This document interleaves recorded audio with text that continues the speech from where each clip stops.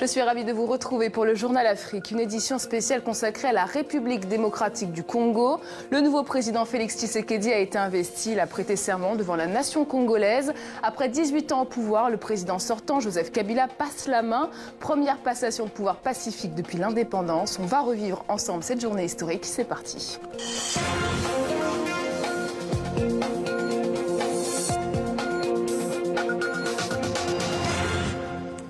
C'est donc une cérémonie attendue depuis au moins 2 ans. La République démocratique du Congo vient de vivre sa première passation de pouvoir sans violence.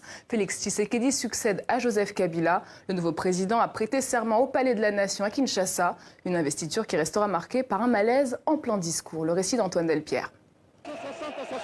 C'est l'image que tout un pays attendait.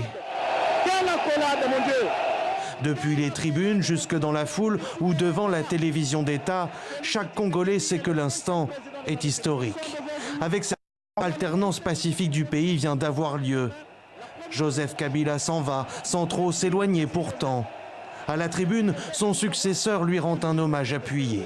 Dans votre exercice du pouvoir, vous avez pu engager le pays dans une transition qui avait abouti à la réunification du territoire national alors divisé. Veuillez accepter, Monsieur le Président, toutes nos félicitations. Auparavant, Félix Tshisekedi avait salué la mémoire de son père, Étienne. Cet homme d'exception a su incarner les profondes aspirations du peuple congolais pour la démocratie et le progrès social. L'instant solennel est-il trop chargé d'émotion pour le nouveau président? Alors qu'il poursuit son discours sur les objectifs de son mandat, Félix Tshisekedi s'interrompt. Non, ça va pas. Visiblement pris de malaise. En ma qualité de président de la République, je sers le retard et tout.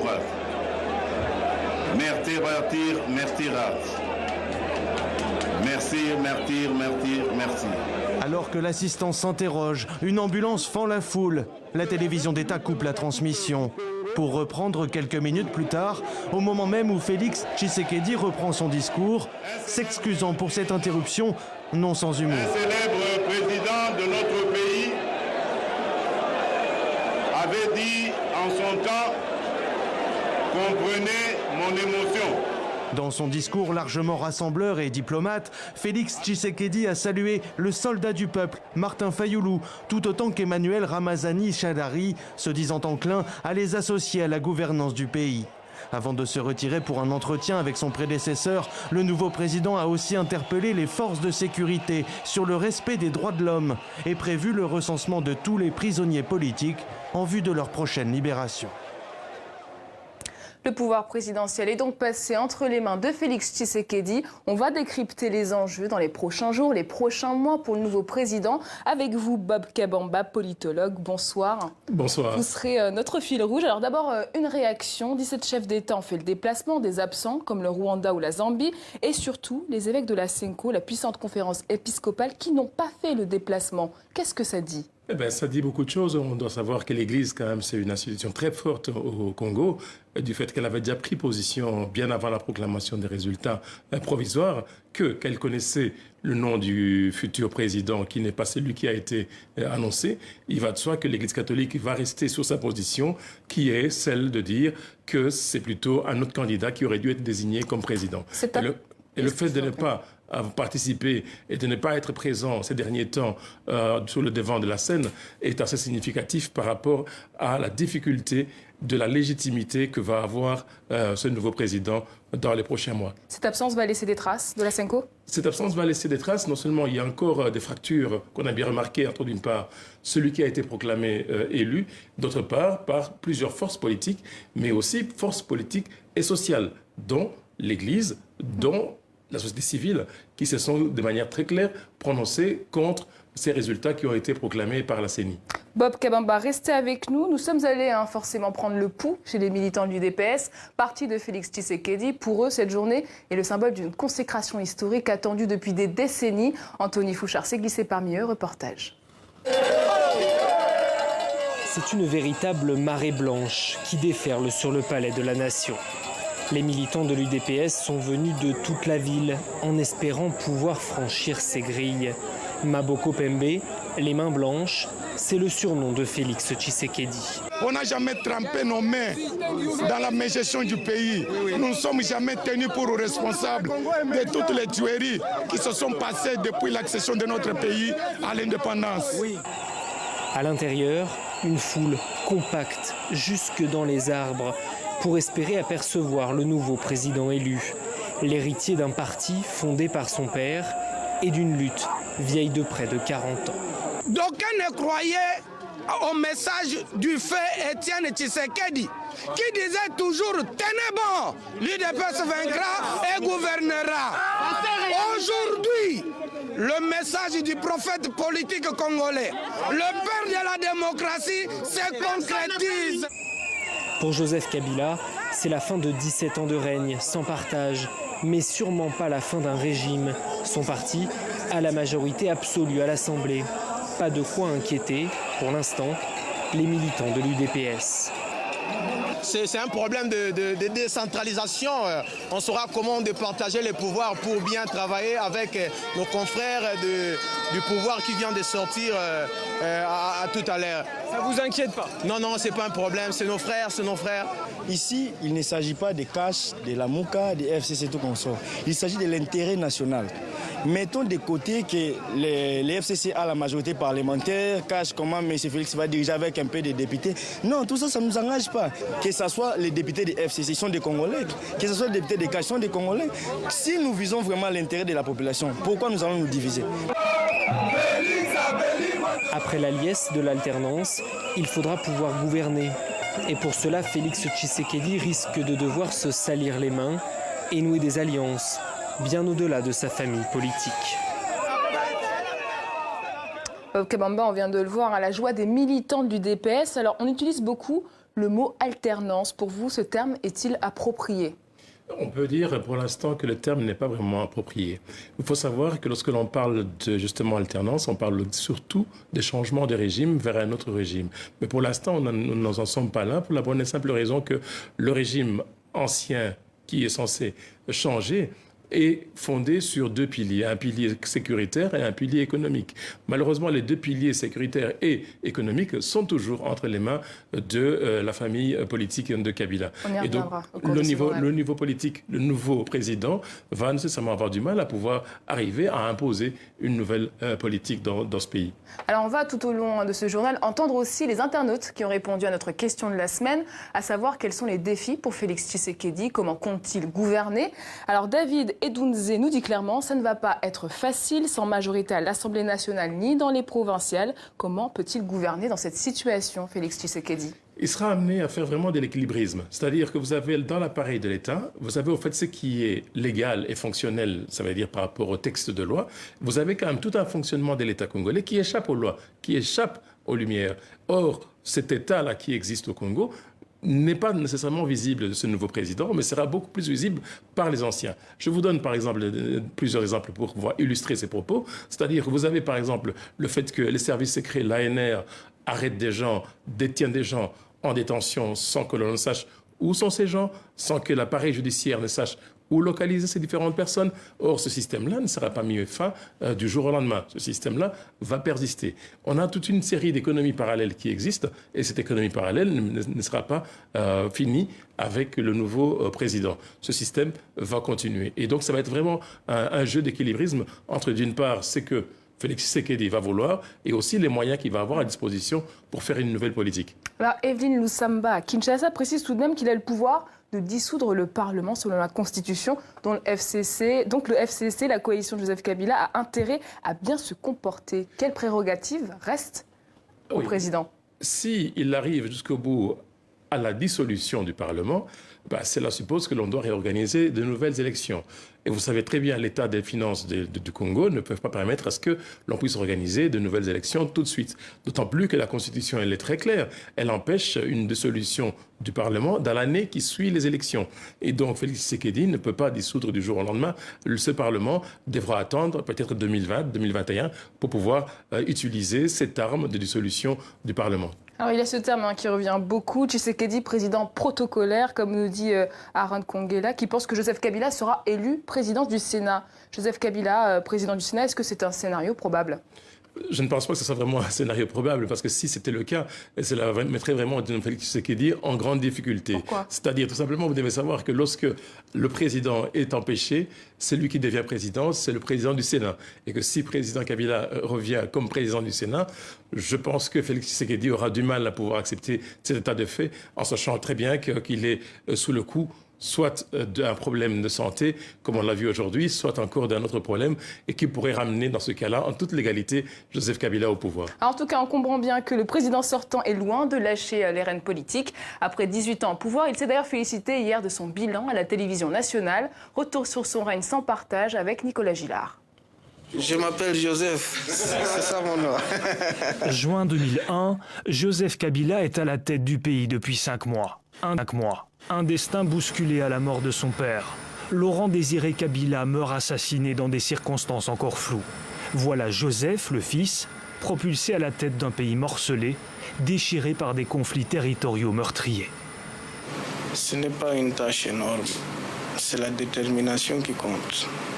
Moi, Joseph Kabila,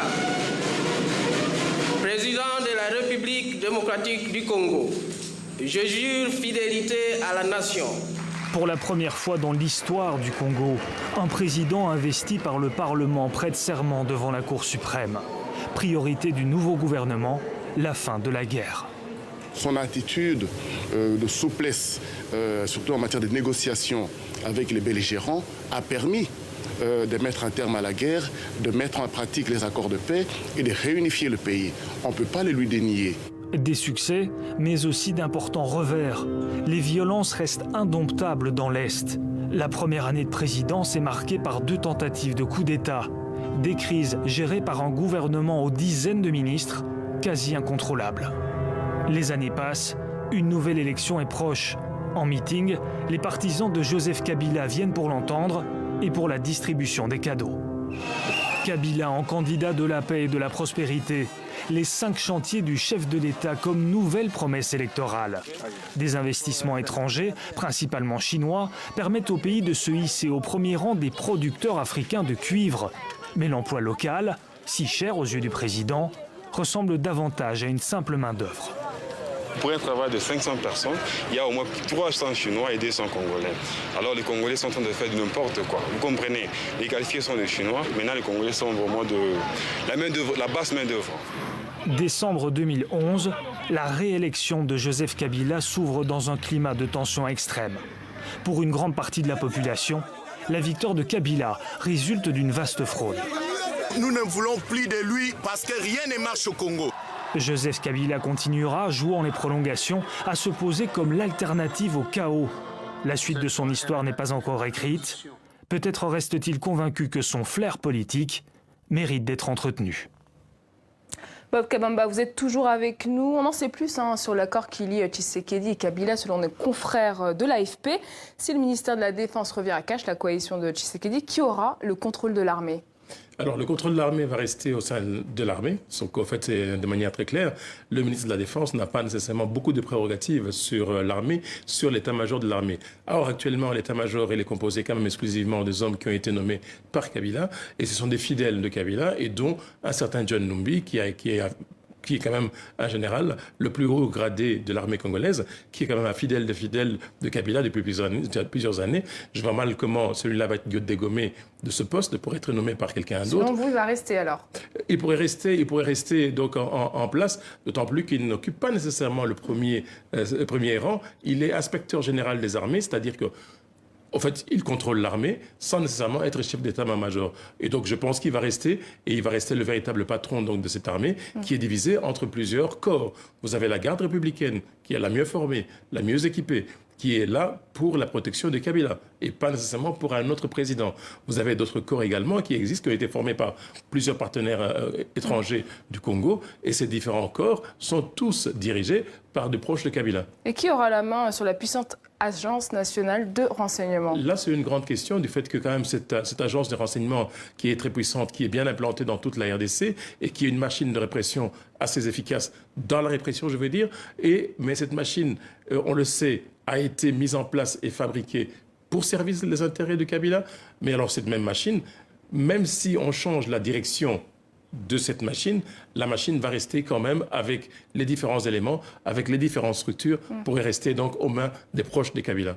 En tout cas, ces enjeux sécuritaires sont très importants pour nos internautes. Pour Justin Ongadika, le nouveau président doit installer l'état-major à l'est et la paix au Kasaï et dans le Maï-Ndombe. Alors, l'armée est dans certains cas impliquée dans des exactions selon plusieurs enquêtes de journalistes et d'ONG des droits de l'homme. Comment faire régner l'ordre quand on n'a pas la main sur l'armée ? Là va être vraiment le grand problème du nouveau président. Il n'aura pas la main sur l'armée. Or, l'armée a déjà été dans un système qui existe depuis quand même plusieurs années. Et ce système est bien rodé. Et c'est ce système, on va dire, d'une espèce de prédation au sein de cette armée qui existe et qui va certainement se pérenniser et pour lequel le nouveau président va avoir du mal à pouvoir réguler. Or, pour pouvoir réguler une armée, ce n'est pas du jour au lendemain, ça prend des années et des années. Kabila lui-même, ça lui a pris quand même beaucoup d'années pour arriver à avoir véritablement le lead sur ce corps. Or, le nouveau, il a un mandat de 5 ans. Je ne sais pas si dans 5 ans, ce sera suffisant pour y arriver. Alors, on va s'arrêter maintenant sur les attentes des Congolais. Outre les aspects sécuritaires, ils sont nombreux à espérer que l'heure du changement a sonné. Tour d'horizon des espoirs suscités par la victoire de Félix Tshisekedi avec Sophia Rossi. Une transition pacifique à la tête d'un pays suscite toujours des espoirs. 18 ans que Joseph Kabila était président de la République démocratique du Congo, succédant à son père. Alors, voir un autre nom au sommet de l'État fait naître de nombreuses attentes. Attentes pour un quotidien meilleur dans les rangs des fonctionnaires. Après plusieurs mouvements de grève, les syndicats avaient arraché en février 2018 un accord pour une hausse progressive des salaires. Ils espèrent bien voir leurs revendications aboutir et faire de Félix Tshisekedi un allié. C'est l'attente de tous les Congolais, c'est de voir les sociales s'améliorer, c'est de voir les vécus quotidiens des Congolais s'améliorer. Comment? Ça veut dire voir que les Congolais s'habillent bien, que les Congolais mangent bien, que les Congolais se logent bien. Celui qui n'est pas avec le fonctionnaire, il nous trouvera sur son chemin. Autre dossier sur lequel Félix Tshisekedi sera scruté, celui du dialogue politique. Sa victoire est contestée par son adversaire Martin Fayoulou. Des voix étrangères ont mis en doute la crédibilité du scrutin. Alors il devra laisser les voix discordantes s'exprimer. Pour la CAJ, une association de défense des droits de l'homme, il est essentiel que le nouveau président de la République en finisse avec les atteintes aux libertés d'opinion. Lui-même est le fils d'une figure historique de l'opposition qui a donné de sa personne. Nous attendons du 5e président une série de mesures concrètes, notamment la libération de tous les prisonniers politiques et d'opinion, dont Eugène Diomin Dongala, il y a Franck Diongo pour ne citer que cela, mais aussi la fermeture de tous les cachots qui sont entretenus par les services de sécurité militaires et civils puissent être immédiatement fermés. La CAJ espère aussi que le futur gouvernement n'hébergera pas des personnalités mêlées à des malversations financières et que ce régime signe la fin de l'impunité.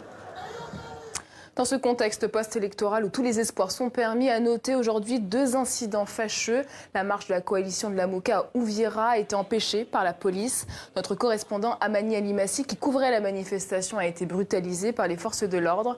Les partisans de Martin Fayoulou s'étaient rassemblés pour contester la victoire de Félix Tshisekedi. Bob Kabamba, quand on voit ces images, est-ce que c'est de mauvais augure ? Ben oui, mais il faut aussi ajouter à ces événements le fait qu'une partie des électeurs n'ont pas pu voter. Ce sont des populations de Butembo et de Beni, donc de la population Nandé, qui n'a pas pu voter. Ce qui est vraiment très, par rapport à ces populations, de se sentir exclus d'un processus qu'on n'a pas tenu compte de leur suffrage pour pouvoir exprimer leur choix par rapport au futur président. Et ces populations se sentent exclues du contexte congolais et certainement on va avoir du mal à pouvoir entrer dans une politique de réconciliation et de retrouver une unité de ce pays. Il y a aussi l'Église catholique qui continue toujours quand même à ne pas montrer plus d'enthousiasme par rapport à ce président. En liberté de manifester, attentes socio-économiques, les défis sont immenses pour Félix Tshisekedi. Agui Yambi Wumbi nous dit « J'attends de voir les 84 milliards de dollars promis par le nouveau président ». Alors est-ce que ce chiffre de 86 milliards précisément est réaliste? Non, on n'est pas du tout réaliste dans le contexte congolais. Le budget est de 5 milliards et même si on tient compte de tous les appuis que peut bénéficier un État comme la RDC, n'arrivera jamais à un tel chiffre. D'autant plus que lorsqu'on se réfère à des conférences de donateurs, d'amis donateurs dans des cas de projets de développement, on n'atteint jamais plus de 2 milliards de dollars. Donc 86 milliards de mobilisation, je pense que c'est un chiffre qui est vraiment fantaisiste. Et tout va se jouer dans la nomination du ministre des Finances. Ça n'a pas été acté dans l'accord révélé par ministre des Finances. l'AFP. Ministre des Finances sera certainement quelqu'un de la famille présidentielle de Kabila pour continuer à bénéficier de la gestion et du monopole des moyens financiers. Autre avis rapidement, celui de Patrice Tanga. Pour lui, il faut relever l'économie de la RDC et combattre la corruption. Alors, selon plusieurs enquêtes, dont celle de nos confrères de Bloomberg en 2016, un grand pan de l'économie reste aux mains du clan Kabila. Comment son successeur peut-il respecter ses promesses de campagne ? Il aura difficile à les respecter, tout simplement parce que l'essentiel des moyens économiques ne sont pas entre ses mains. Et non seulement entre les mains des privés, dont une bonne partie des proches de Kabila, d'autre part aussi entre les mains des étrangers, notamment des Chinois, sur lesquels le nouveau président n'aura pas l'emprise. Et donc, il va être essentiellement, à mon avis, embourbé dans des discussions politiques. Et l'essentiel de la gestion de l'État va continuer à se faire de manière parallèle sans que lui n'ait de prise sur cette gestion. Alors nous suivrons bien évidemment la mise en œuvre du programme de Félix Tshisekedi. J'aimerais qu'on parle d'un autre homme, Martin Fayulu, qui se considère toujours comme le président légitime. Retour sur la trajectoire du candidat malheureux de la présidentielle, Ndari Kaling Lopi. L'annonce est tombée comme un coup près samedi dernier. Martin Fayulu a perdu la présidentielle. Malgré ses protestations, ses recours, les juges de la Cour constitutionnelle ont validé la victoire de Félix Tshisekedi.